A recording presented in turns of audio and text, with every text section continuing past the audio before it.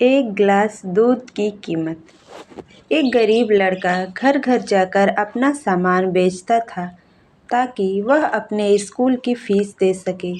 ऐसे ही एक दिन जब वो काम पर निकला तो घूमते घूमते उसे बहुत भूख लगने लगी। लेकिन आज जब उसने अपनी पोटली देखी तो उसमें कुछ भी नहीं था। शायद उसकी माँ उसे खाने का डिब्बा देना भूल गई थी और उसे बहुत भूख लगी हुई थी। वो घर घर सामान बेचने जाता और सोचता कि यहाँ कुछ खाने के लिए मांग लूँ, पर उससे ये नहीं होता है। दूसरे घर में जाकर भी वो कोशिश करता, लेकिन उससे ये नहीं हो पाता। अंततः लड़के ने फैसला किया कि अगले घर में जाकर खाने के बजाय पहले पानी के लिए पूछेगा। जैसे ही उसने अगले घर का दरवाज़ा खटखटाया, एक औरत बाहर आई। उस औरत ने लड़के को देखते ही उसकी हालत का अंदाज़ा लगा लिया। उस औरत ने उसके लिए एक बड़ा गिलास भरकर दूध लाकर दिया, जिसे वह लड़का धीरे धीरे पीने लगा। और पीने के बाद लड़के ने पूछा कि इसके लिए मुझे कितने पैसे आपको देने होंगे। लेकिन उस औरत ने मुस्कुराते हुए कहा कि किसी पर भी दयालुता दिखाने के लिए पैसे लेने नहीं चाहिए, इसलिए पैसे देने की कोई ज़रूरत नहीं है।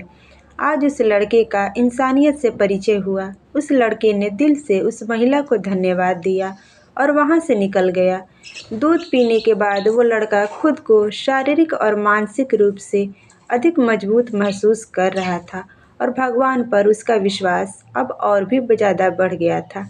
बहुत साल बीते, अब वो छोटा लड़का एक बड़ा डॉक्टर बन गया था और अपने पेशे को बड़ी ही सहजता से निभा रहा था।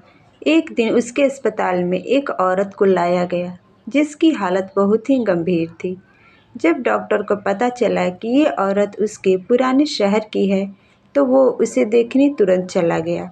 डॉक्टर ने जब उसे देखा तो वो उन्हें पहचान गया।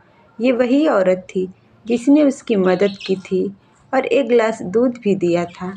डॉक्टर ने पूरे जी जान से मेहनत की और उस महिला के गंभीर स्वास्थ्य को ठीक कर दिया।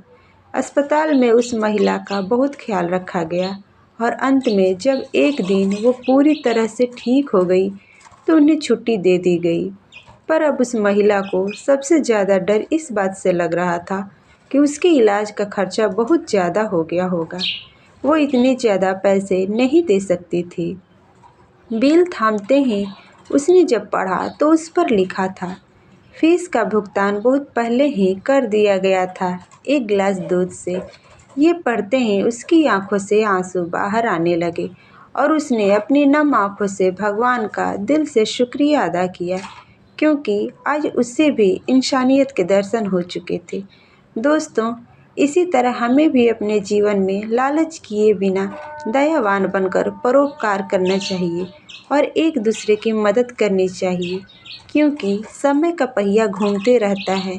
हम जैसा व्यवहार दूसरे के साथ करते हैं, वैसा ही हमारे साथ भी होता है। दोस्तों, ये छोटी सी कहानी आपको कैसी लगी, कमेंट में ज़रूर लिखें। कहानी पसंद आई हो तो लाइक करें, शेयर करें और पहली बार हमारे चैनल पर आए हैं तो सब्सक्राइब ज़रूर करें। वीडियो को पूरा अंत तक देखने के लिए आपका बहुत बहुत धन्यवाद।